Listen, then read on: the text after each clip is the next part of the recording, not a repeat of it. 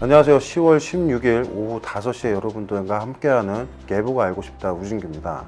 오늘 이 시간에는 그 이후부터 지금 이제 점차 구름이 조금씩 끼기 시작을 하는데요. 내일 일중 구름이 좀 많이 낄 예정입니다. 그래서 구름이 점차 들어와서 내일 모레부터는 이 동쪽 지방을 중심으로 비까지 예보가 되어 있는데 이 부분을 좀 간단하게 살펴보도록 하겠습니다. 네, 먼저 우리나라 대기 상층부의 공기 흐름을 볼 수 있는 위성 수증기 영상입니다. 지금 제가 빨간색 라인으로 우리나라를 조금 더 뚜렷하게 이렇게 그림을 그려드릴게요. 이렇게 있고요. 여기 산둥반도입니다. 여기 이제 상해 밑으로 들어간 중국 남부까지 있는데, 보시면 지금 이 중국 중부 쪽에서 이 검은색 영역, 기압골이라고 우리가 이제 표현을 하게 되는데, 그 전면으로 이렇게 구름들이 막 발달하면서 들어온 영역이 있죠. 그래서 일부 지금은 대기 상층부에 있는 그 구름의 영향을 지금 받고 있습니다. 그래서 이 영역들이 우리나라로 지금 전반적으로 들어오기 시작을 했기 때문에 계속 이제 구름이 점차 많아질 거고요. 물론 이 구름의 형태는 상층원 계열 또는 이제 중층원 계열의 모습을 띌 겁니다. 그리고 이후에는 내일이 되면 이제 이 기압골이라고 하는 검은색 영역들이 우리나라 서쪽 지방까지 이제 접근을 하게 될 겁니다. 그래서 지금 여기에 있는 이 기압골, 검은색 영역과 하얀색 영역의 경계는 내일쯤이면 우리나라까지 도달을 하게 됩니다. 그런데 문제는 이 기압골이 비를 불러일으킬 만한 어떤 강한 저기압성 회전력을 갖고 있지도 않고요. 그리고 여기에는 굉장히 큰 차가운 공기도 포함이 되어 있지 않기 때문에 지상부에 있는 저기압계 또는 지상부에 있는 비구름대들을 발달시키지는 못할 걸로 예상이 됩니다. 다만 만약에 우리나라 쪽 부근에서 어딘가에 비구름대가 만들어지게 되면 그 일정 특정 일부분을 이 기압골이 지원을 해줄 수 있는 그런 상황이라는 것이죠. 그래서 내일 일중 구름이 많고, 그래 내일까지 우리나라 쪽에서 특별하게 비구름대가 만들어지는 현상은 없습니다. 그래서 여기 서쪽에 대한 설명은 그렇게 제가 가름을 하겠고요. 두 번째로는 우리나라 동쪽이 되겠습니다. 오른쪽을 보시면 저 일본 남동쪽 해상으로 멀리 물러가 있는 요 MT의 영역들이 보여요. 북태평양 고기압이죠. 그리고 그 앞에는 우리가 열대성 요란이라고 얘기하는 열대 저하프까지는 아니고 이 대류온들이 막 발생을 하는 저위도 지방의 구름들을 보실 수가 있어요. 앞으로 얘가 이제 TD 트로피칼 디프레션이라고 하는 열대 저하프로 발달할 가능성도 있어 보이지만 아직까지는 되지 않은, 그래서 굉장히 이쪽 영역은 아직까지도 좀 다소 뜨거운 그런 영역들이라고 이해를 하시면 되겠습니다. 그런데 여기 보시면 이 검은색 영역들을 제가 이제 요거 하나 선을 그어드리면 시간이 지나감에 따라 얘가 조금씩 서쪽으로 나오는 모습을 보실 수가 있어요. 물론 이 영역이 우리나라에 영향을 줘서 북태평양 고기압이 영향을 주는 건 아니지만 우리나라 남쪽으로 약 1500km 정도 밑으로 내려가게 되면 이 밑으로는 북태평양 고기압의 일부 영역이 조금 확장을 하고 있는 그런 형태를 지금 볼 수가 있다라는 겁니다. 자, 서쪽에서는 이렇게 건조 공기가 앞으로 우리나라 쪽에 들어오고요. 이렇게 북태평양 고기압이 우리나라 남쪽으로 이제 조금씩 확장을 하기 시작을 하면 어떤 현상이 나타나게 되는데, 조금 전에 보여드렸던 그 수증기 영상에 관련된 차고 건조한 공기와 따뜻하고 습한 공기의 경계를 요 그림 차트로 보여드리겠습니다. 수치 모델에서 생산되는 상당온이 예상도인데요. 조금 더 쉽게 말씀을 드리면 요 파란색 색상이 나타나는 곳을 경계로 북쪽은 차고 건조한 공기, 남쪽은 따뜻하고 습한 공기라고 보시면 되겠습니다. 자, 제가 아까 말씀드렸던 북태평양 고기압의 영역과 아까 서쪽에서 접근하고 있는 이 건조한 공기의 영역들이 어떻게 달라지는지를 시간이 지나가면서 한번 같이 보시면, 자, 이쪽에 건조한 공기는 내일 일중 계속 우리나라 쪽으로 서진을 해서 18일 새벽 경기 되면 바레만 부근까지 접근을 하게 되고요.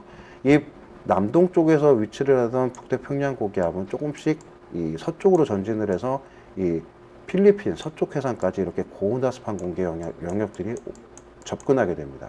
그러면서 우리나라 쪽에 있는 이 상대적으로 그 대만 북동쪽에 있는 공기들도 상대적으로 따뜻하고 습한데 얘네들이 조금 더 위쪽으로 들려 올라오게 돼요.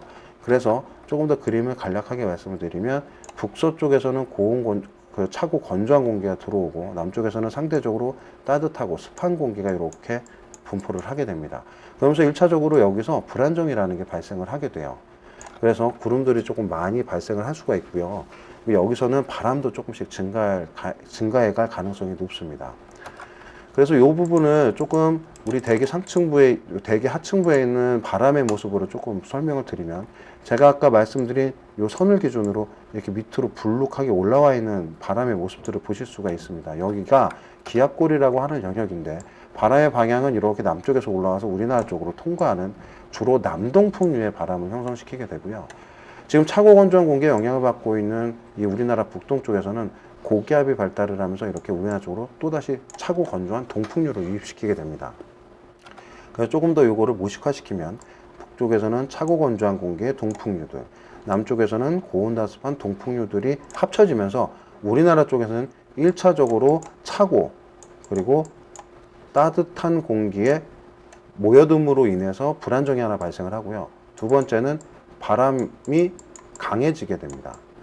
이 두 가지 효과는 동쪽 지방의 강수를 불러일으킬 수가 있는데요.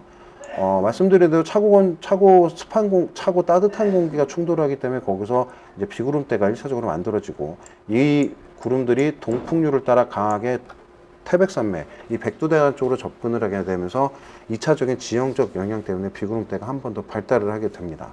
그래서 강수가 내일 모레, 그러니까 18일이 되겠죠. 18일 날 새벽부터는 이러한 형상들이 강해지면서 동쪽 지방을 중심으로 비가 예상이 되고요. 이 얘기는 이 동풍류가 점차 약해지는 시기가 될수록 점차 비구름대는 약해질 것이라는 얘기와 일맥상통합니다. 그래서 이번에 강수는 여태까지는 차고 건조한 고기압에 의해서 유도된 동풍류가 영향을 줬다라고 하면, 이제 예상되는 이 18일 쪽의 비는 조금 따뜻한 공기가 관여를 하기 때문에 지속 시간도 조금 더 길고요.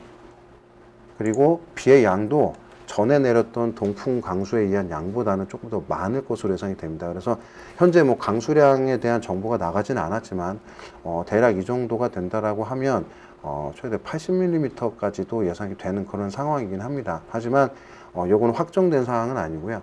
앞으로 내일 또 우리가 예보 분석을 통해서 정량적인 동쪽의 강수량에 대해서 분석한 내용을 가지고 제가 한 번 더 말씀을 드리도록 하겠습니다. 네, 지금까지 내일 날씨 그리고 모레 강수까지 한번 알아봤는데요. 그 끝으로 어제 올려드린 예보가 알고 싶다 편에 쿠로스님께서 질문을 주셨습니다. 마침 이 동풍에 관련된 얘기인데, 이 동풍이 불면 왜 이 동쪽 지방에 비가 오나요? 라는 질문에 대한 간단한 답변을 좀 드릴게요. 일반적으로 공기들은 위쪽으로 상승을 하게 되는 경우에 구름이 만들어지고 거기서 비가 내리게 또는 눈이 내리게 됩니다.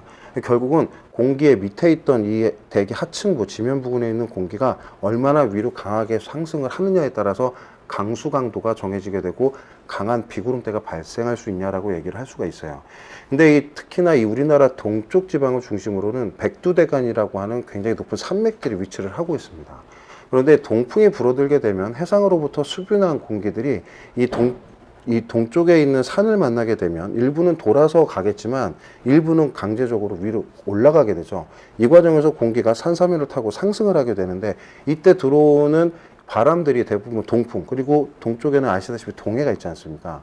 거기서 들어오는 습한 공기들이 수증기를 머금고 위로 올라가면서 점차 냉각이 되고, 그로 인해서 공기 안에 있던 수증기들이 밖으로 배출이 되면서 응결이라는 과정을 겪게 되죠. 그러면서 이제 구름이 만들어지고 비가 내리는 것이에요. 물론 여기에는 다른 기상학적 조건들도 좀 여러 가지가 필요하지만, 주를 이루는 이 동쪽에 있는 강수의 메인 원인은 이 동풍의 영향이 되는 경우가 굉장히 많습니다.